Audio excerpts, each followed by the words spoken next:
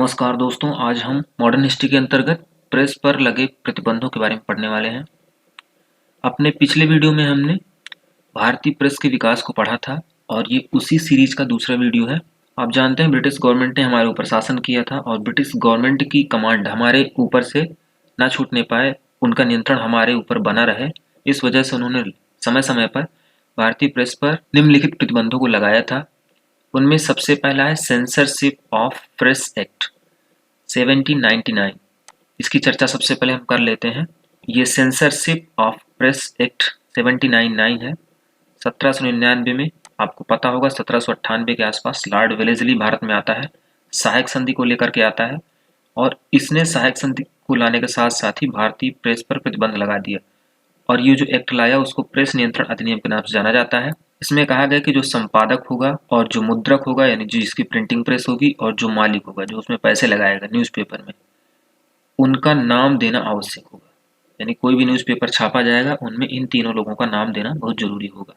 साथ ही प्रकाशक को प्रकाशित किए जाने वाले सभी तथ्यों को सरकार के सचिव के सामने पूर्व पत्रेक्षण के लिए भेजना होता था। यानी कोई भी जानकारी वो अपने अखबार में निकाल रहे हैं, कोई भी चीज़ अपने अखबार में छाप रहे हैं तो प्री सेंसरशिप की जाएगी।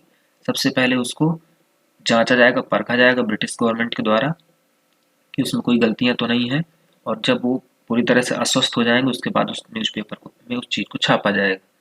इस चीज़ को कहा जाता है प्री सेंसरशिप एक्ट। तो प्रश्न पूछा जाएगा पूर्व पत्रेक्षण अधिनियम किसे कहा जाता है, तो आप इसी का नाम दे सकते हैं। 1818 में बाद में लॉर्ड हेस्टिंग आएंगे तो इस व्यवस्था को उन्होंने समाप्त कर दिया था। तो ये आपके लॉर्ड वेलेस्ली हैं और ये लॉर्ड हेस्टिंग हैं।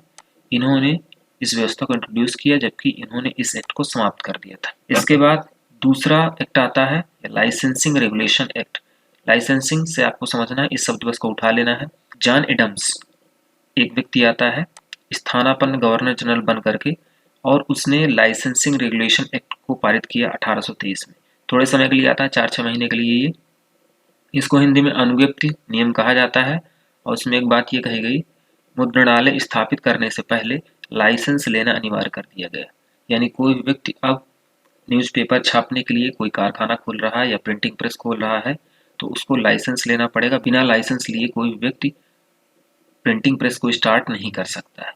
इसलिए अब भारतीय जो भी लोग थे समाचार पत्र जो निकाल रहे थे उनके लिए इस काम को करना काफी कठिन हो गया था क्योंकि लाइसेंस लेना जरूरी हो गया था। और इसी अधिनियम के अंतर्गत ही मिरातुल अखबार आपको पढ़ाया जा चुका है। फारसी भाषा में उन्होंने निकाला था। किसने निकाला था मिरातुल अखबार? तस्वीर बना हुआ है राजा राम मोहन राय के द्वारा और निकाला कब गया था? 1822 में। तो इस चीज का पालन नहीं कर रहा था शायद मिरातुल अखबार, इस नियम का पालन नहीं कर रहा था और इस वजह से इस पर प्रतिबंध लगा दिया जाता है। अगला आता है liberation of Indian press act. Liberation, यहाँ पर आप ऊपर देख रहे हैं, यहाँ पर लाइसेंसिंग की गई थी यानी लाइसेंस लगा दिया गया था। किस पर लाइसेंस लगा दिया गया था? भारतीय प्रेस पर। तो एडम्स ने जो है बहुत बुरा काम किया था भारतीय प्रेस को लेकर के, उस पर लाइसेंस व्यवस्था स्टार्ट कर दी थी। जबकि लिबरेशन कर दिया गया था चार्ल्स मेटकाफ के द्वारा। ये चार्ल्स मेटकाफ का तस्वीर है। चार्ल्स मेटकाफ आता है और आ करके 1835 में इस व्यवस्था को समाप्त कर दिया जाता है और इसी वजह से चार्ल्स मेटकाफ को भारतीय प्रेस का मुक्तिदाता कहा जाता है क्योंकि इसने मुक्ति दिलवाई थी भारतीय प्रेस को। इस वजह से इसको भारतीय प्रेस का मुक्तिदाता कहा जाता है। इन्होंने एक बात कही थी हालांकि कि अब आपको केवल प्रकाशन के स्थान की सूचना देना आवश्यक होगा। यानी कहाँ से आप उस पेपर को निकाल रहे हैं, किस शहर से निकाल रहे हैं, सिर्फ आपको ये जानकारी बस देना है और बाकी आपको ना कोई लाइसेंस लेने की आवश्यकता है और ना ही कोई जानकारी देने की आवश्यकता है। इस वजह से काफ़ी ठीक ठाक रहा ये एक्ट हमारे लिए।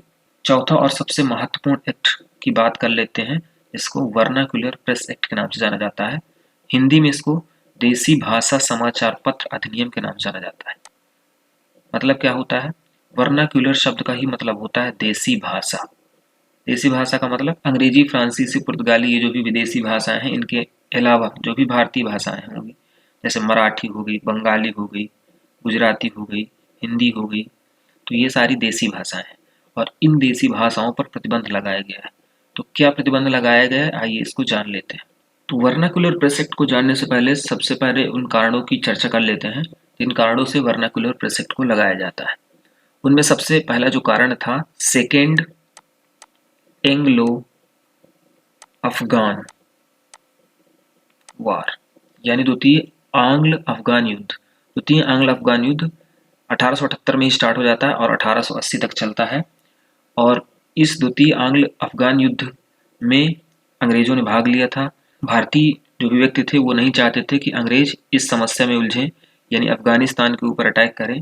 इस वजह से भारतीय तमाम सारे पत्रिकाओं में अंग्रेजों की इस व्यवस्था का विरोध किया गया था, यानी लिटन की इस व्यवस्था का विरोध किया गया था। लिटन आप देख सकते हैं, लिटन ने भाग लिया था सेकेंड एंग्लो अफगान वार में और इस बात की नाराजगी थी भारतीय लोगों में और उन्होंने इस बात का भयंकर विरोध किया अपने न्यूज़पेपर के माध्यम से। साथ ही एक आधी घटनाएं और भी जिम्मेदार थी इस समय। आपको पहले भी बताया जा चुका है 1876 के आसपास भयंकर अकाल पड़ता है बंगाल में। अकाल के बाद 76-77 में ही इन्होंने लिटन ने दिल्ली दरबार का आयोजन किया था, प्रथम दिल्ली दरबार का आयोजन कर दिया था। तो इस वजह से भी काफ़ी जनता नाराज थी कि एक तरफ लोग भूखे मर रहे हैं और इन्होंने दिल्ली दरबार का आयोजन किया है और खूब पैसा वहाँ पर खर्चा किया है। तो ये भी कुछ कारण थे। इस वजह से लिटन का चारों ओर न्यूज़पेपर के माध्यम से विरोध हो रहा था। इस विरोध को दबाने के लिए इन्होंने क्या किया, वर्नाकुलर प्रेस एक्ट लाए। वर्नाकुलर प्रेस एक्ट के अंतर्गत जितने भी देसी भाषा के समाचार पत्र थे उनकी बोलती को बंद करने के लिए काम किया गया, यानी वो ज़्यादा अपनी बातों को लोगों तक न पहुँचाए इसलिए काम किया गया। कहा क्या गया इसमें, क्या प्रावधान किए गए ये भी जान लेते हैं। इसमें कहा गया है मजिस्ट्रेट भारतीय पत्रों के संपादकों से या तो बांड लिखा लें कि वे आपत्तिजनक सामग्री प्रकाशित नहीं करेंगे या छपने से पूर्व निरीक्षण के लिए प्रस्तुत प्रमाण पेश करें। यानी बांड लिखाने की बात कही गई कि आप हमसे वादा करिए, जो भी देसी भाषा के समाचार पत्र हैं उनसे आप हमसे वादा करिए कि आप गलत चीज़ें नहीं छापेंगे और अगर आपने कोई भी गलत चीज़ छापी है तो आपका सीधे सीधे क्या कर दिया जाएगा, न्यूज़पेपर को जब्त कर लिया जाएगा। तो मजिस्ट्रेट के पास पावर दे दी गई थी इस बात की और मजिस्ट्रेट जिसको भी चाहता था उसके न्यूज़पेपर को बंद कर सकता था। इसी वजह से भयंकर तरीके से इसका विरोध हुआ भारतीय लोगों के द्वारा। कुछ स्टेटमेंट दिए गए हैं, इनसे प्रश्न पूछे जाते हैं। इतना ज़्यादा विरोध हुआ और इस विरोध के दौरान कहा गया, इस एक्ट को गैगिंग एक्ट कहा गया। गैगिंग का मतलब होता है मुंह बंद करने वाला। तो प्रश्न पूछा जाएगा निम्न में से किसे गैगिंग एक्ट के नाम से जाना जाता है, आप आंसर देंगे द वर्नाकुलर प्रेस एक्ट। या किसे मुंह बंद करने वाला अधिनियम कहा जाता है इसे आप बताएंगे। सुरेंद्र नाथ बनर्जी की तस्वीरें आप देख सकते हैं यहाँ पर। तो सुरेंद्र नाथ बनर्जी ने इस अधिनियम के बारे में कहा है, आकाश से होने वाला वज्रपात। अर्स्किन कोई राइटर हैं, उन्होंने विपरीतगामी असंगत तथा भारत की भावी प्रगति के लिए घातक पग बताया इसको। इतने ज़्यादा विरोध होने के बाद में 1882 में रिपन महोदय आएंगे और लॉर्ड रिपन को आप जानते ही हैं, इन्होंने भारतीयों के लिए बहुत अच्छे अच्छे काम किए हैं। तो रिपन ने इस व्यवस्था को समाप्त कर दिया। लिटन के समय में ये व्यवस्था स्टार्ट होती है और रिपन के समय में 1882 में व्यवस्था समाप्त हो जाती है। इस एक्ट के अंदर कुछ और फैक्ट बनते हैं, क्वेश्चन बनते हैं, उनकी चर्चा कर लेते हैं। सबसे पहले एक मैं आपको बात बता देता हूँ अमृत बाजार पत्रिका की, यहाँ से क्वेश्चन पूछे जाते हैं। अमृत बाजार पत्रिका के बारे में हमने पिछली वीडियो में पढ़ा था, एक बार फिर से देख लेते हैं। यहाँ पर आपने देखा था ये अमृत बाजार पत्रिका है, इसका प्रकाशन मोतीलाल घोष और इनके छोटे भाई थे शिशिर कुमार घोष। इन दोनों लोगों ने इसका प्रकाशन किया था, मोतीलाल घोष, शिशिर कुमार घोष। और ये काफ़ी ज़्यादा कंपटीशन रखती थी बंगाली के साथ। बंगाली सुरेंद्र नाथ बनर्जी के द्वारा प्रकाशित किया जाने वाला एक न्यूज़पेपर था जो मेनली इंग्लिश में लिखता था। इंग्लिश में लिखता था, नाम इसका बंगाली है और अमृत बाजार पत्रिका बंगाली भाषा में लिखती थी और इसको मोतीलाल घोष और शिशिर कुमार घोष के द्वारा संपादित किया गया था। तो अमृत बाजार पत्रिका पहले किस भाषा में लिखती थी आपको अभी बताया गया, ये बंगाली में लिखती थी। लेकिन जैसे ही इनको पता चला कि वर्नाक्युलर प्रेस एक्ट आ गया है तो इन्होंने रातों रात ही क्या कर लिया, अपनी लैंग्वेज को बदल लिया था, यानी अपनी भाषा बंगाली से बदल करके क्या कर ली थी, आप यहाँ पर देख सकते हैं लिखा हुआ है, बंगाली से बदल करके अंग्रेजी कर ली थी। प्रश्न पूछा जाएगा कि वह कौन सी समाचार पत्रिका है जिसने वर्नाक्युलर प्रेस एक्ट से बचने के लिए अपनी भाषा को रातों रात बंगाली से अंग्रेजी में बदल ली थी, तो आप अमृत बाजार पत्रिका का नाम बताएंगे। एक समाचार पत्र है सोम प्रकाश। सोम प्रकाश के खिलाफ इसमें मामला दर्ज कर दिया गया था।